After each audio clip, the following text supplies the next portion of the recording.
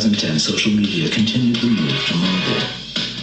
347% growth in Twitter mobile usage, 200 million mobile Facebook users, 100 million YouTube videos played on mobile devices every day. But let's talk about the monies. Jobs created by mobile industry, 2.4 million. Money invested by wireless providers in 1 year, 20.4 billion. More data, more apps, more competition, more mobile.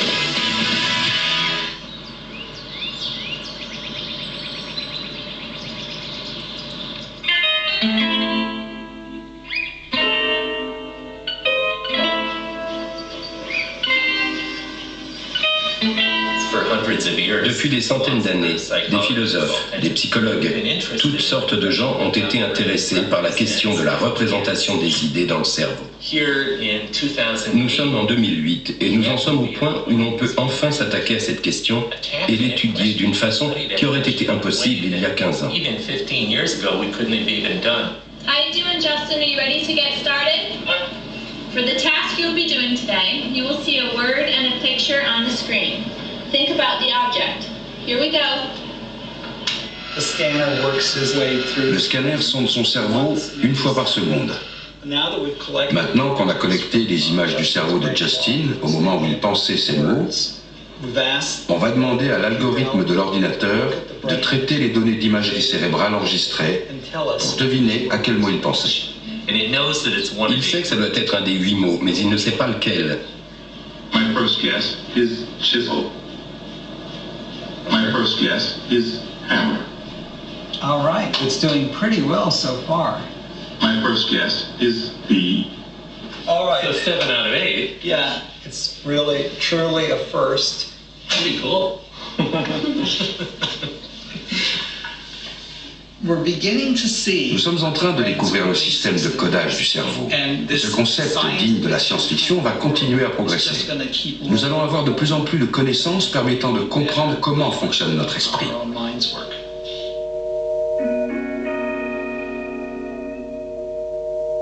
Les premières machines IRM sont apparues dans les années 80. Maintenant, il y en a des dizaines de milliers partout dans le monde. Et quelques-unes d'entre elles, quelques centaines, peut-être 1000, sont utilisées aujourd'hui pour étudier le processus de la pensée. Beaucoup de secteurs et d'institutions de notre société vont certainement, peut-être très bientôt, pouvoir bénéficier de ces nouvelles connaissances que nous développons au sujet du fonctionnement cérébral.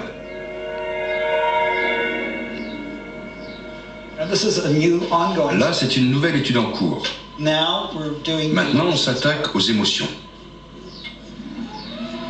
Ce qu'on essaie de faire, c'est de comprendre les dimensions des représentations émotionnelles. Y a-t-il des entreprises intéressées? Oui. Imaginez, on pourra enseigner avec cet appareil pour voir si l'instruction est acquise ou pas. On pourra aussi l'utiliser pour de la recherche marketing ou pour des sites de rencontres. C'est l'avenir.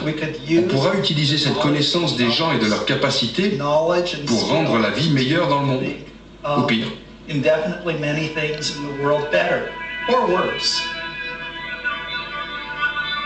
Notre cerveau, on voit bien comment aujourd'hui il est approché comme un ordinateur. On a un magnifique ordinateur, c'est pas la peine de le chercher à l'extérieur, il est déjà dedans. Et donc cette espèce de rapprochement entre l'ordinateur de la technologie et l'ordinateur naturel que nous aurions en nous-mêmes, ça produit aussi une espèce de réification, c'est-à-dire de chosification de l'individu. On le voit bien, par exemple, aujourd'hui, la manière dont les gens se présentent sur les sites de rencontres est tout à fait identique à la manière dont ils se présentent pour un entretien d'embauche. Donc, il y a une recomposition de notre manière de concevoir la vie et le vivant.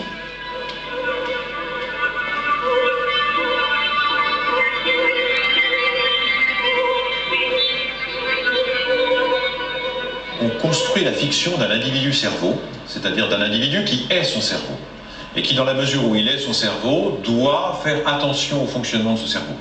Donc doit faire tout ce qu'il peut pour éviter les dérèglements de ce fonctionnement. ne doit pas hésiter justement à recourir à des artifices pour améliorer le fonctionnement du cerveau. Parce que bien évidemment, ce qui est en jeu, c'est les avantages compétitifs.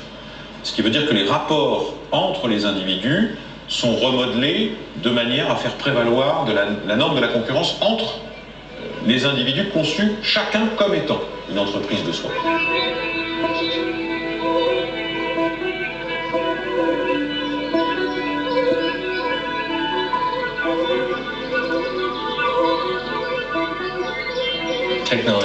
La technologie change tout, bien sûr. Qui nous sommes, ce que nous sommes, comment nous travaillons, comment nous nous percevons. Si nous sommes créatifs, si nous sommes intelligents, nous décollerons de niveau en niveau, jusqu'à atteindre le ciel.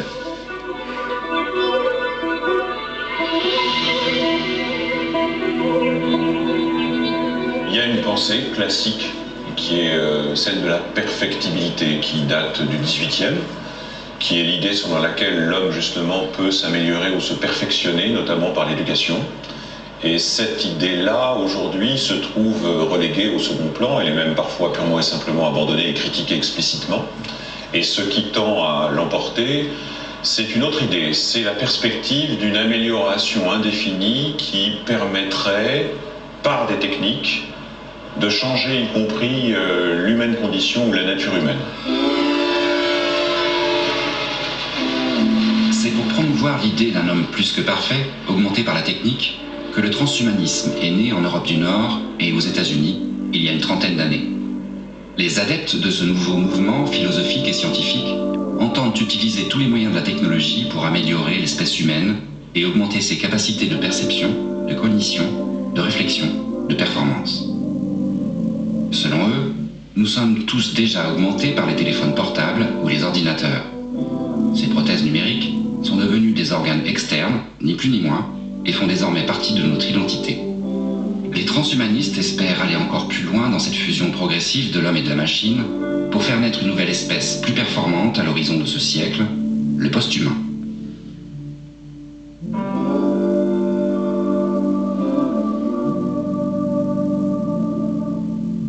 On est capable d'améliorer la vue d'aveugle au point où il voit mieux que vous et moi, par exemple. C'est quand même des choses assez extraordinaires, techniquement. On pourrait dire c'est un progrès. Mais le but, c'est ensuite de coller ces technologies chez tous les individus pour les rendre plus performants alors qu'ils sont normaux. Donc ça veut dire d'en faire du surhumain. On peut considérer que l'objectif, c'est d'améliorer la compétitivité des économies et de l'économie mondiale en améliorant la performance des individus. Augmentation et performance sont peut-être à cet égard les deux termes clés qui permettent de comprendre comment le lien s'établit directement entre cette idéologie du mouvement transhumaniste et d'autre part la logique néolibérale. Finalement, ce qui est en jeu, c'est l'adaptabilité des individus à toutes les circonstances. Donc s'il faut s'améliorer indéfiniment, c'est précisément pour s'adapter toujours plus. Ceux qui le feront auront bien évidemment un avantage concurrentiel ou compétitif par rapport à ceux qui ne le font pas, et par conséquent, ils seront favorisés. Et ce sont eux qui seront finalement les gagnants. Performance, adaptabilité, productivité. La compétition s'accélère entre salariés pour tenter de suivre le rythme imposé par l'économie néolibérale. La technologie s'impose de plus en plus comme le moyen de faire la différence entre nous dans une course sans fin vers l'augmentation de nos capacités. We're human. That's what we do. We try and use our technology to improve our lives in one way or another. And to imagine that we're not going to use these technologies when they become available is as much a denial of who we are as to imagine that we'll use these technologies and not fret and worry about it a great deal. The lines are going to blur, and they already are, between therapy and enhancement, between treatment and prevention, and between need and desire. That's really the central one, I believe. And people can try and ban these things, they undoubtedly will, they have, but ultimately all this is going to do is just shift development elsewhere. It's going to drive these things from view. It's going to reserve the technology for the wealthy because they're in the best position to circumvent any of these sorts of laws. And some people are going to see this as an abomination, as the worst thing. It's just awful. And other people are going to say, this is great. This is the flowering of human endeavor. Here we are. It's the beginning of a new millennium. Thank you.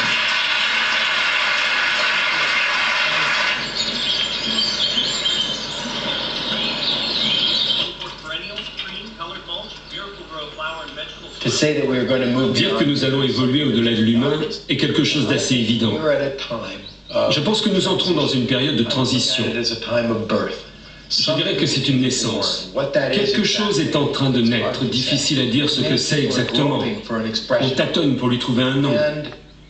Et puis une naissance, c'est un moment un peu chaotique.